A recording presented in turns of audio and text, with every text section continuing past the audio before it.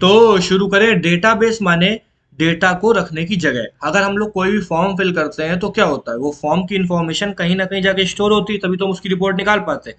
तो जहां पे हम अपने डेटा को स्टोर करवा रहे हैं या कोई कर रहा है, वो होता है डेटाबेस। मतलब एक ऐसी जगह जहाँ पे चीजों को रखा जा रहा है। इसी में एक टाइप का डेटाबेस होता है, वो होता है हायरार्किकल डेटाबेस। हायरार्किकल डेटाबेस में हमेशा एक पेरेंट होता है और उसके अंडर में चाइल्ड्स को स्टोर किया जाता है।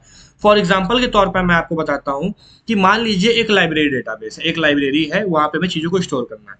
तो हमने अपने लाइब्रेरी सिस्टम को पेरेंट मान लिया, ठीक है। फिर इसका एक चाइल्ड आया, उसका नाम चाइल्ड का क्या है, साइंस। फिर साइंस अकेला तो है नहीं, साइंस के अंदर भी चीजें हैं, तो साइंस के अंदर बुक्स हैं। एक बुक फिजिक्स की है, एक बुक बायोलॉजी की है। तो देखिए, एक प्रॉपर चेन के according database hierarchy wise set हो रहा है।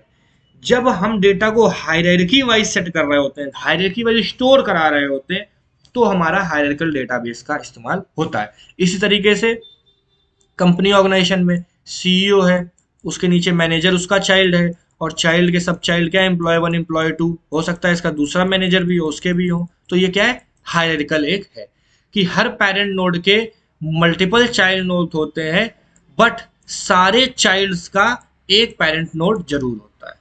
ठीक है। अब देखिए इस वाले एग्जांपल में भी इन दोनों का ये पेरेंट नोड है और इसका ये पेरेंट नोड है, ठीक है, और ये सबसे बड़ा अपना पेरेंट नोड है, ठीक है। इस फॉर्म में जब डेटा स्टोर होता है तो वो होता है हमारा हायरार्किकल डेटाबेस। हायरार्किकल डेटाबेस जो होता है ट्री लाइक स्ट्रक्चर में सर्व करता है, one parent but have multiple children. अब फीचर्स क्या होते हैं हायरार्किकल डेटाबेस के। सबसे पहला, ट्री स्ट्रक्चर में ये सेव होता है पेरेंट चाइल्ड रिलेशनशिप में। फास्ट रिट्राइवल होता है डेटा का, डिफिकल्ट होता है मॉडिफाई करना। फिक्स्ड रिलेशनशिप्स होते हैं और स्ट्रक्चर डेटा का इस्तेमाल करता है। Uses file system, banking, government records और कंप्यूटर ऑर्गेनाइजेशन में इसका इस्तेमाल किया जाता है। मैं आपको इसका स्क्रीनशॉट लेने का मौका देता हूँ, आप इसको पढ़ लीजिएगा और पेपर अच्छे से दीजिएगा। तो आई होप सबको वीडियो पसंद आया होगा। Screenshot number 1, 2 and 3।